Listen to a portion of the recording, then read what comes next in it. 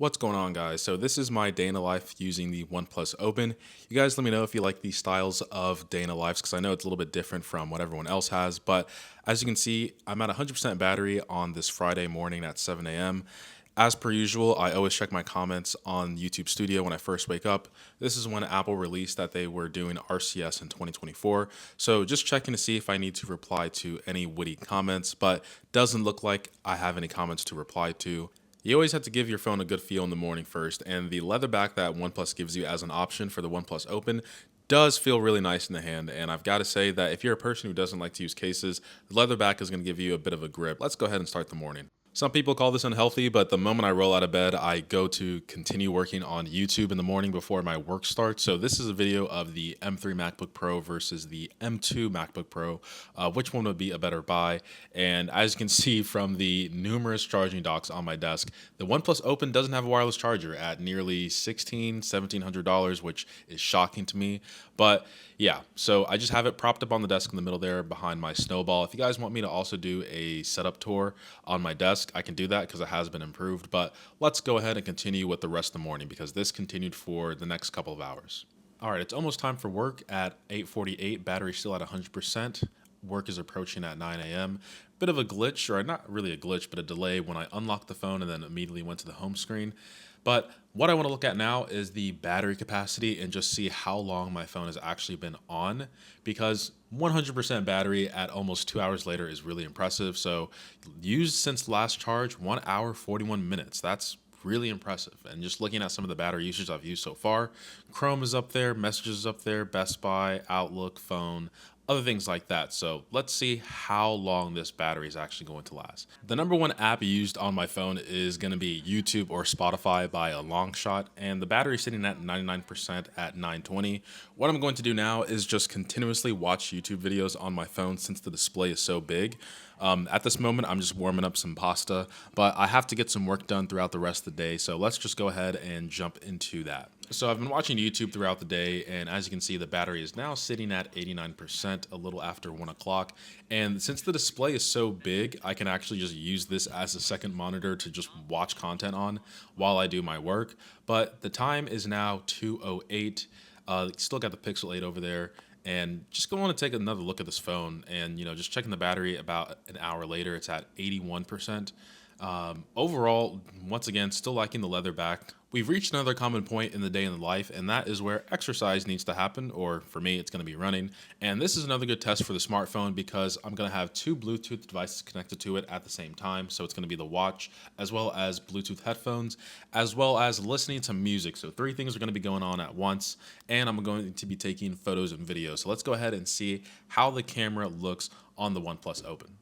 So I took some photos and videos on my run, and this is where I think the OnePlus Open has a bit of a downfall, despite having a huge camera bump on the back and Hasselblad branded everywhere.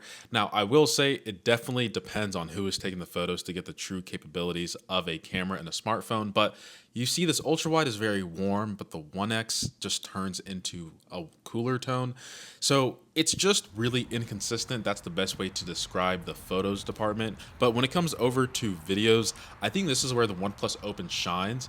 The stabilization, I wouldn't say is perfect by any means, but it definitely gets the job done. This might be a hot take here, but the greatest strength of the OnePlus Open is the video department.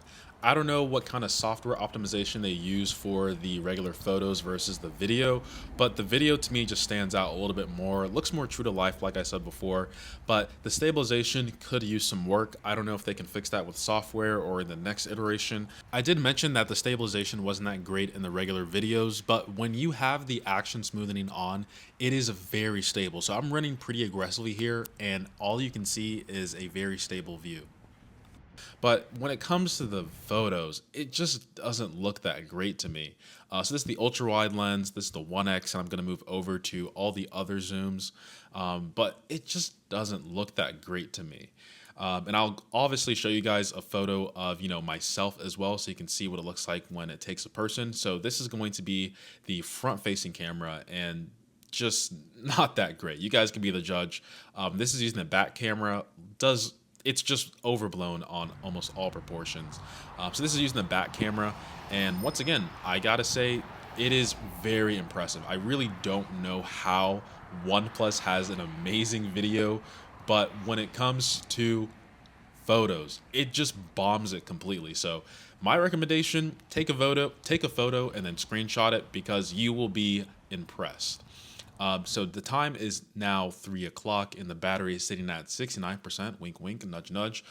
So after doing all that stuff, I would say that the battery is holding out pretty well. Have some problems with the autofocus here. Not talking about the YouTube channel, but let's look at that leather, baby. It is clean. The camera bump on the back, please fix it for the photos. Jumping forward in time, it's 6:41. I just did some work while watching some videos once again, and the battery's at 43%.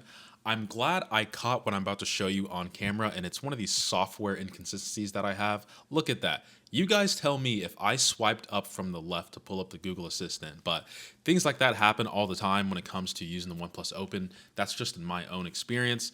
You guys can see here, my battery since the last charge has been about 11.5 hours and 5 hours of screen on time, but I have a concert to go to, so this is using the 6x lens on the OnePlus Open, and you can see how good of a video camera this is. This is the Clips concert in the Kennedy Center, and I'm just overall impressed when it comes to using this camera when I have to take videos.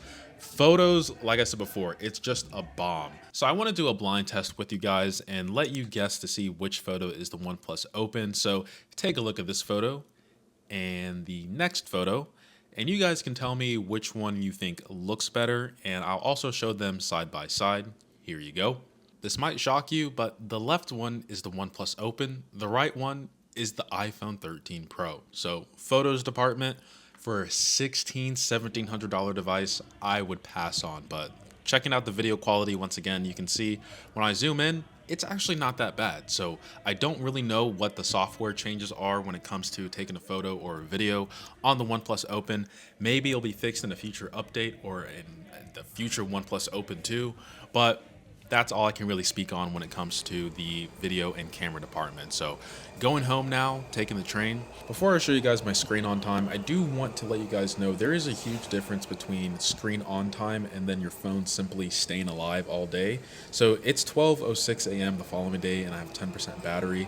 And even though the screen on time isn't high, my phone lasted me the whole day. But just using Google Pay to get myself out of the metro here, and let's see how I'm gonna get home. So it's raining outside and I don't want to take an Uber home and I don't want to walk either. So what's a good happy medium?